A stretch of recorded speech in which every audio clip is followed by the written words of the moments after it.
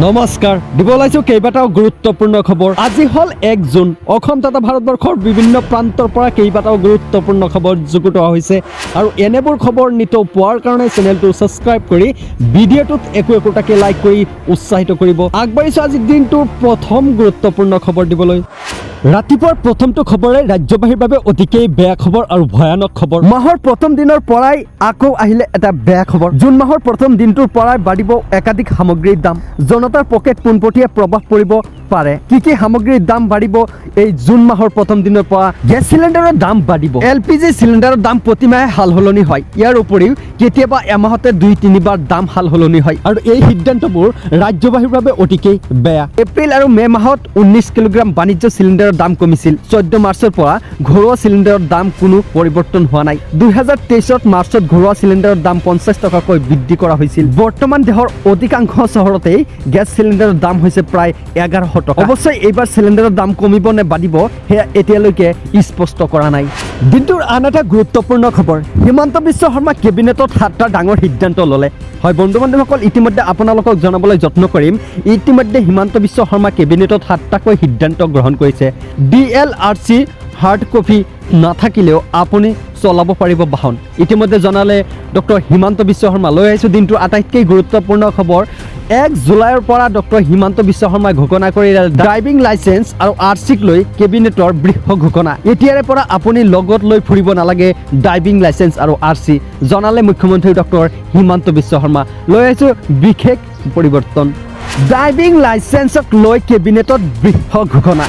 এতিয়াৰে পৰা প্ৰয়োজন নহব কোনো হাৰ্ড কপিৰ পূৰ্বৰ দৰে লগত লৈ ঘূৰিব নালাগে ডিএল আৰু আৰচি হয় বন্ধু বান্ধৱসকল পূৰ্বৰ দৰে ডিএল আৰু আৰচি আপোনাৰ পকেটত লৈ ঘূৰিব নালাগে জনালে মুখ্যমন্ত্ৰী ডক্টৰ হিমন্ত বিশ্ব শৰ্মাই গাড়ী বাইকৰ আৰচিৰ ক্ষেত্ৰতো নতুন নিয়ম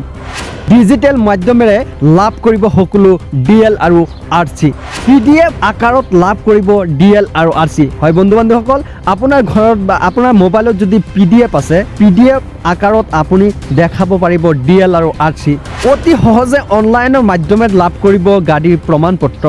ডিজি লকাৰত ৰাখিব পাৰিব নথিপত্ৰ এতিয়াৰ পৰা আপুনি ডিজি লকাৰ পৰাই দেখালে হৈ যাব পুলিচক আপোনাৰ পকেটৰ পৰা আৰচি বা ডিএল আপোনাৰ ওলাই পিনে দেখাব নালাগে জনালে মুখ্যমন্ত্ৰী ডক্টৰ হিমন্ত বিশ্ব শৰ্মাই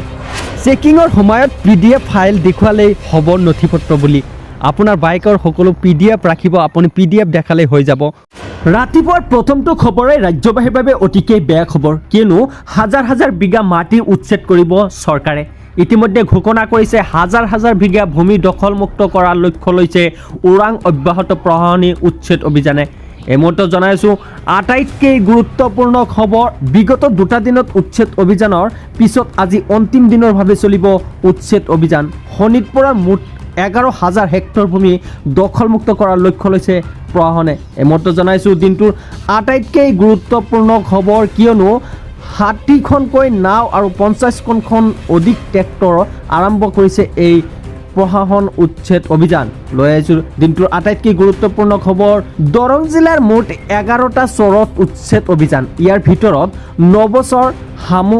কবছৰ আৰু পঞ্চছৰ আৰমাৰী চৰ চলিব উচ্ছেদ অভিযান ইতিমধ্যে উচ্ছেদৰ ভাৱে সাজু হৈছে দৰং আৰক্ষী